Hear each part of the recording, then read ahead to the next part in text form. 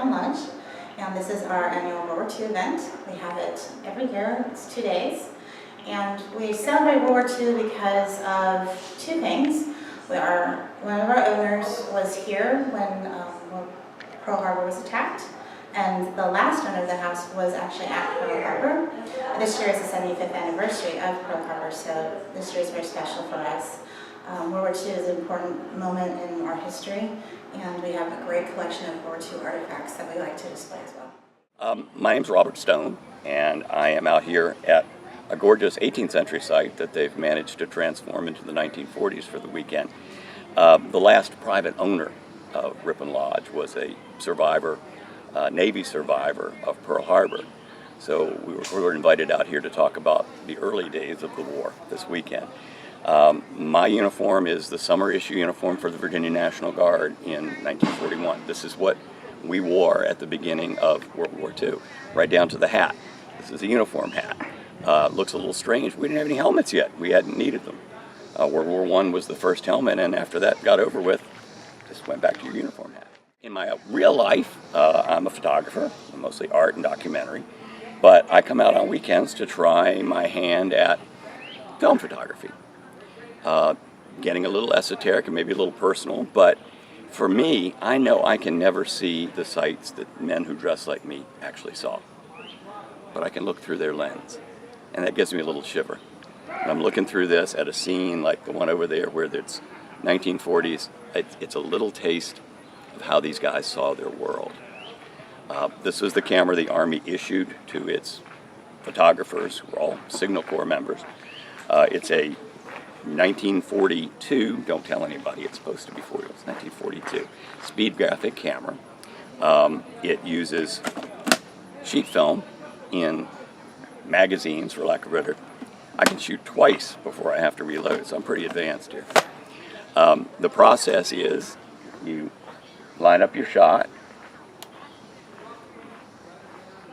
I remember in a few years, by 1942, they were going to be shooting at me when I'm doing this.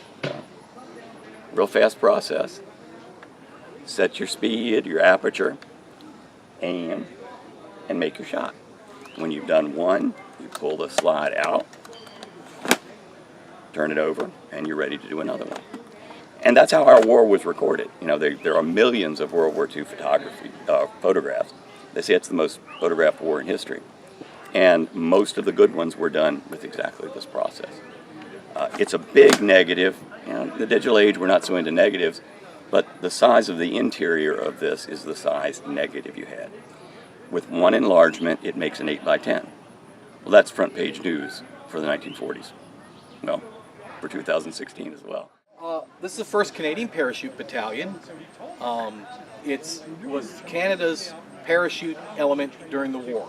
They actually had 2 parachute battalions, but we don't count the 2nd Canadian Parachute Battalion because those are the guys who became the 1st Special Service Force. More of a commando type unit. But it was formed in early 1942 because the Canadians were afraid of a possible Japanese or German raid on their coast and wanted a reaction force.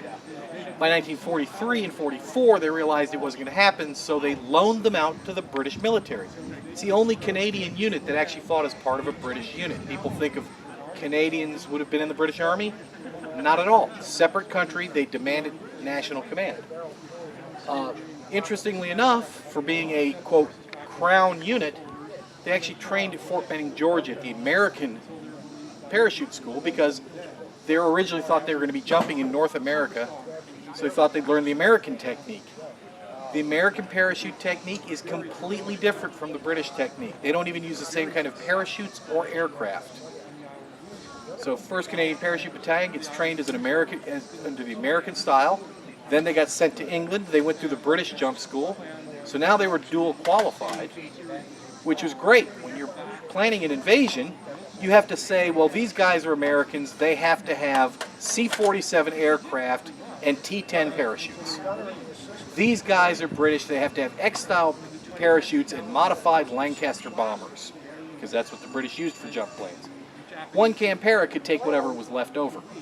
That truly enables their flexibility. But they jumped on D-Day. They held the extreme left flank of the entire Allied invasion. Okay, they jumped across the Rhine in conjunction with an American airborne unit to cross the Rhine River in March of 1945. They kept Denmark from falling behind the Iron Curtain. We come out to these living history events, hopefully to spread this information, especially point out to people, hey, one, it's Canada, they're our next door neighbors. And these guys trained at the same place our paratroopers did. Two, we just love history and love doing this. I'm Jeff Jordan. I'm portraying a member of the 26th United States Cavalry, which is the last U.S. mounted cavalry regiment to see combat on the island of Luzon in the Philippines from December 1941 through January 1942. And they fought an extremely heroic delaying action on the island of Luzon, delaying the Japanese advance, permitting the army to withdraw to the Bataan Peninsula, and so seriously disrupting the Japanese schedule that some historians believe they prevented the Japanese from invading Australia, that the Japanese had expected to take the island of Luzon in 2 weeks, and it took them 4 months, in large part to the heroic effort of the 26th Cavalry, which is about 800 men and 800 horses serving as a unit in the field and suffering heroic and horrific casualties in the 2-month period that they were in the field, but causing delay and losses to the Japanese army far disproportionate to the size of the unit. So in 2007 in Fort Riley, Kansas, I met retired Colonel Ramsey, who served in the 26th United States Cavalry and led the last United States mounted cavalry charge in January 1942. And so at the time I was looking for a World War II impression, and I wanted something that involved horses. And so when I found out about the 26th Cavalry, a mounted unit, heroic service, and at that time a largely unknown story, I found my impression. My name is Major Kunikai. I'm the commander of Infantry Regiment 226. And we are here at a World War II event portraying a German unit. And so we are a reenactment unit. A lot of us do different impressions throughout history. And for this particular event, we are portraying standard infantry in World War II Germany. So we just have some of these things that you'd see out in the field normally. We have a radio that was designed to be sent out to troop units at the front so that they could listen to music from back home, and they had different assigned frequencies, and they would just dial it up and they could listen to German music. This table is something like you'd see in the field here, where you have a German switchboard, a couple bottles of wine, of course, field telephones, maps, communications equipment, just some things that you would see like a lantern. We have our various German uniforms over here, some of the equipment that you'd see out in the field, including some of the weapons, gas cans, water cans, a food carrier.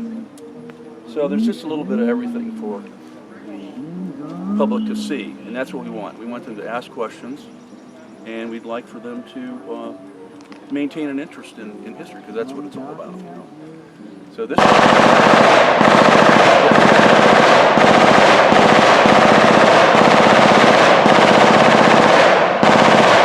sounds pretty good. That's one of our unit members has an MG-42 machine gun. He's just doing a demonstration for the visitors here today. So that's what we want. And so if you come over here, you can see some other things here too. A little layout of equipment that the German soldier would carry in the field. So across the way, of course, is the U.S. infantry. They're over in that camp over there, so they have a lot of interesting things too. So you see a lot of different things. You have their weapon, things that they would carry with them, like your shovel, bayonet, ammunition pouches, gas mask. You got something here that would be carried so that they could eat in the field. Personal items, you know, mug, shaving kit, things like that. Believe it or not, all these things were carried by the German soldier when he was in combat.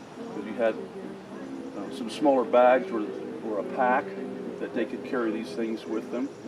And course, they went all the way into Russia, fighting the Russian forces.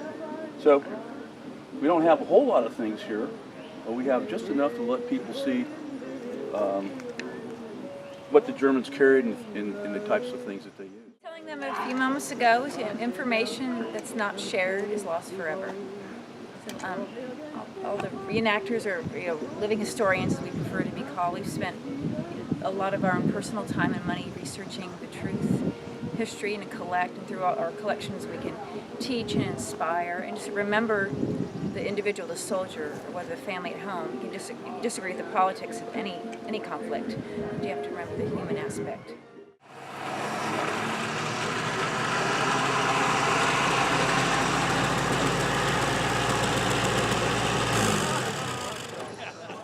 Hi, my name is Mark Kramer. I'm a docent at the National Museum of the Marine Corps located at Quantico, Virginia.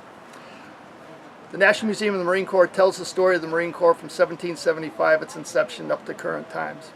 We tell how the Marine Corps fits within the U.S. history. Today we're bringing out World War I, or World War II rather. You can see the flag raising at Iwo Jima. At the museum we actually have the flag that was flown on Iwo Jima for 3 weeks on display at the museum. You can see that if you come and visit us. We're open 7 days a week, 9 to 5. Parking's free, admission's free. Please come and see us. Okay. We are the Quantico Young Marines. The Young Marines itself was founded in 1959 in Waterbury, Connecticut. We are a youth organization who has been a part of the Marine Corps League since 1993, when they adapted us as a part of their drug demand reduction focus. We are recipients of the first award in 2001 for the Fulcrum Shield Award. Because of our work with DDR, we also do events such as Red Ribbon Week, where we go out and we tell the community, send out the no drug message, we help with community service, we help Veterans Appreciation Week, we do color guard events, and then we also come out to events such as this, where we spend the day helping out with the veterans, with the events like lending a hand wherever we can. You had a round in there and you dropped it, the door opened up and it was jarred and it fired. And once it fired,